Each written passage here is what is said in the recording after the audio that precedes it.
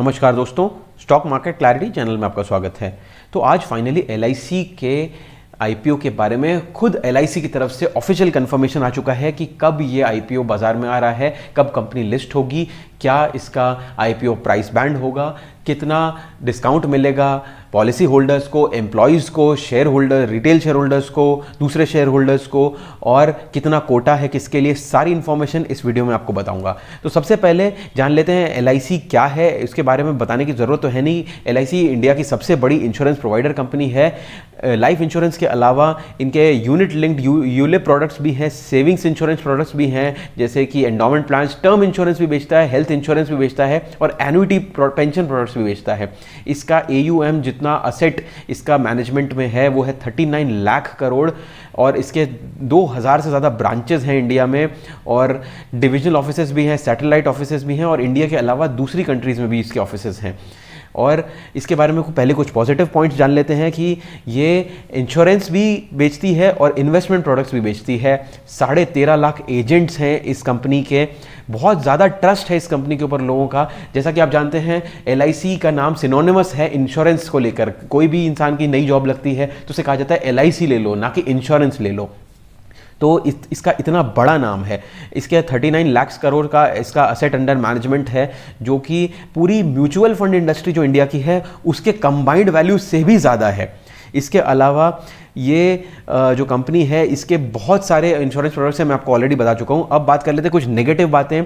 ये है सरकारी कंपनी, तो इसका जो ग्रोथ है वो काफ़ी पुअर है एज़ कम्पेयर टू जो प्राइवेट इंश्योरेंस कंपनीज आ चुके हैं मार्केट में, उन टक्कर में उनसे जो इसको कंपटीशन मिल रहा है, खासकर कि अर्बन एरियाज़ में, शहरी इलाकों में ज़्यादा कंपटीशन मिल रहा है। लोग दूसरी प्राइवेट कंपनीज की तरफ ज़्यादा जा रहे हैं। नेक्स्ट, इंश्योरेंस और इन्वेस्टमेंट प्रोडक्ट्स में मार्जिन बहुत कम मिलता है। जो यूलिप और एंडोमेंट प्रोडक्ट जो एलआईसी का कोर प्रोडक्ट पोर्टफोलियो है उसमें मार्जिन बहुत कम होता है, कम फ़ायदा मिलता है। इसके अलावा एलआईसी का जो बिजनेस है उसको वैल्यू करना किसी और कंपनी के मुकाबले काफ़ी डिफिकल्ट है। तो ये थे कुछ चैलेंजेस इस कंपनी के बारे में। नेक्स्ट, कंपनी है किसकी? तो कंपनी है एक सरकारी कंपनी। देखिए इसके प्रमोटर्स में आप देख सकते हैं president of India through ministry of finance, government of India. ये बताना आपको इसलिए ज़रूरी है क्योंकि गवर्नमेंट कंपनीज की जो ग्रोथ होती है वो बहुत लिमिटेड होती है, डिसीजन मेकिंग इसमें बहुत स्लो होती है, बहुत रेड टेप, ब्यूरोक्रेसी होती है, सही फैसले नहीं लिए जाते। जैसा कि आपने पास्ट में भी देखा है, कंपनीज जैसे कि कोल इंडिया रही है, BHEL रही है, इनके मैनेजमेंट में इतनी स्ट्रेंथ नहीं नज़र आती हमें। तो यही जानना इसलिए आपको ज़रूरी है अगर आप इस कंपनी में इन्वेस्टमेंट करने के बारे में सोच रहे हैं। अब देख लेते हैं कंपनी के फाइनेंशियल्स, जो कि इतने बड़े हैं कि शायद हम उन्हें बोल भी ना पाएँ। देखिए कंपनी के जो टोटल असेट्स हैं, ये टोटल जो अमाउंट है ये रुपीज़ इन मिलियंस है। तो आप देखिए ये कितना अमाउंट है ये तो आपको अभी बताता हूँ, लेकिन सबसे पहले ये देख लीजिए कि ये साल दर साल का इनका फिगर है। तो अगर आपको बताऊँ तो 2019 में 33, फिर 20 में 34, फिर 37 और 2021 में 40। अब ये आपको अमाउंट बताता हूँ ये कितना बड़ा है। ये अमाउंट अगर आप इसको सिर्फ इतना अमाउंट देखें तो ये होता है 33 करोड़। अब आप इस अमाउंट को मल्टीप्लाई कर दीजिए 10 लाख से। ये इतना बड़ा अमाउंट है, खरबों रुपए में ये अमाउंट है। तो इतना इसकी टोटल असेट्स है इस कंपनी की। फिलहाल ये इतनी चल रही है 40,907,867। इसको मल्टीप्लाई करेंगे तो 10 लाख से। ये है इसकी टोटल असेट्स। और प्रॉफिट आफ्टर टैक्स कंपनी का कितना है साल दर साल? 26, 27, 29 और 17। अगेन इस अमाउंट को भी आप 10 लाख से अमाउंट मल्टीप्लाई कर देंगे तो आपको करेक्ट अमाउंट मिल जाएगा। इतना बड़ा अमाउंट है ये। अब ये देख लीजिए कि आईपीओ किस लिए आ रहा है। तो आईपीओ लाया जा रहा है to utilise the net proceeds for the benefit of listing of equity shares and to carry out offer for sale. मतलब सारा का सारा पैसा जो सरकार है, जो इसमें शेयर होल्ड करती है 100%, वो अपना स्टेक बेच रही है एलआईसी के पास। एलआईसी कंपनी को कुछ नहीं मिलने वाला। ये एक अच्छी बात नहीं होती किसी भी कंपनी के लिए, लेकिन आपको जानना जरूरी है। अब आ जाते हैं आईपीओ की डिटेल्स पे। आईपीओ ओपन हो रहा है 4 मई को, क्लोज होगा 9 मई को। इस बीच आप अप्लाई कर सकते हैं जो भी आपका ब्रोकर है। इशू का टाइप है बुक बिल्डिंग, जिसमें कि 10 रुपये का फेस वैल्यू होगा हर शेयर का। आईपीओ का प्राइस बैंड होगा 902 से 949 पर इक्विटी शेयर, यानी कि, लेकिन इसमें आपको जो कट ऑफ वैल्यू होगा आपके ब्रोकर जिस पे भी आप अप्लाई करेंगे वहाँ पे आपको कट ऑफ प्राइस मिल जाएगा। उस प्राइस पे ही आपको अप्लाई करना पड़ेगा, ना उससे कम ना उससे ज़्यादा।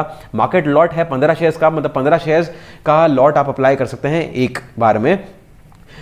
इशू साइज आप देख सकते हैं कि इतना बड़ा है, जो आपके इतने इक्विटी शेयर्स मल्टीप्लाइड बाय 10, ये 21,000 करोड़ रुपए का टोटल वैल्यू है और सारा का सारा ऑफर फॉर सेल है। आप देख सकते हैं रिटेल डिस्काउंट, अब देख लीजिए रिटेल डिस्काउंट है 45 रुपीज़ का, एम्प्लॉय डिस्काउंट 45 रुपीज़ का ही डिस्काउंट मिलेगा LIC के एम्प्लॉयज़ को, और इंस्टीट्यूशनल जो इन्वेस्टर्स हैं उनको 50% अप टू 50% का उनका कोटा है, और रिटेल शेयर्स के लिए 35% का से ज़्यादा का, नॉट लेस देन 35%, यानी कि 35% से ज़्यादा का उनको कोटा मिलेगा। NIIs और HNIs को नॉट लेस देन 15%, यानी कि 15% से ज़्यादा का कोटा मिलेगा। इसके अलावा IPO के जो लॉट साइज़ है मैं आपको बता दिया है, 15 का लॉट साइज़ है, और अगर शेयर प्राइस के हिसाब से उसको देखें तो एक लॉट का वैल्यू बनेगी 14,235। मैक्सिमम अगर आपको रिटेल कैटेगरी में रहना है तो 14 लॉट्स अप्लाई कर सकते हैं, तो उसमें आपका अमाउंट बनेगा 2 लाख से कम, मतलब 1,99,290। इसके अलावा करेंटली जो प्रमोटर्स हैं यानी कि गवर्नमेंट, उसकी होल्डिंग 100% और ये अपना स्टेक सेल करने के बाद करीब 3.5% का स्टेक सेल करने के बाद उनकी 96.5% होल्डिंग हो जाएगी, जो कि आप जानते हैं कि अगले 3 साल के अंदर अंदर सरकार को 75% तक लेके आनी पड़ेगी, तो फिर से इनको ऑफर फॉर सेल लेके आना पड़ेगा।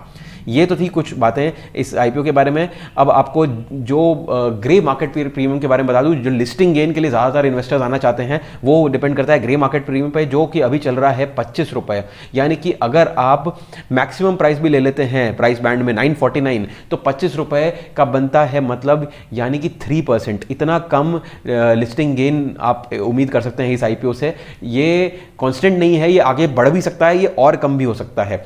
तो ये था लिस्टिंग गेन के बारे में। वैसे तो लिस्टिंग गेन कोई अच्छी स्ट्रैटेजी नहीं होती किसी कंपनी के बारे में, अगर आप उसको शेयर को खरीदना चाहते हैं तो आपका हमेशा लॉन्ग टर्म विजन होना चाहिए, लेकिन ज़्यादातर आजकल जो इन्वेस्टर्स हैं वो लिस्टिंग गेन के चक्कर में ही किसी IPO में अप्लाई करते हैं, इसलिए आपको बताना ज़रूरी था। अब कुछ और बातें आपको बता देता हूं। अगर आप पॉलिसी होल्डर हैं तो आपको 10% का कोटा मिलने वाला है इस IPO में, और अगर आप एज पॉलिसी होल्डर इस कोटा को एंजॉय करना चाहते हैं तो आपका पैन जो है, पैन नंबर, वो आपके LIC पॉलिसी के साथ लिंक्ड होना चाहिए, और ये 28 फरवरी जो जा चुका है, 28 फरवरी तक आपने लिंक कर दिया होना चाहिए। अगर उस तक नहीं किया है तो आपको ये कोटा का फायदा नहीं मिल पाएगा।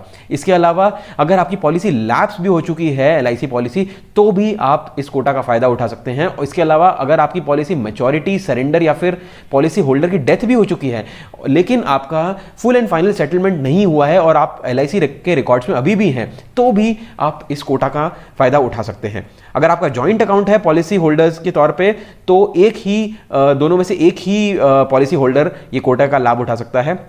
NRI पॉलिसी होल्डर्स के बारे में, वो लोग इसमें अप्लाई नहीं कर सकते, सिर्फ रेसिडेंट जो पॉलिसी होल्डर्स हैं वही इसमें अप्लाई कर सकते हैं।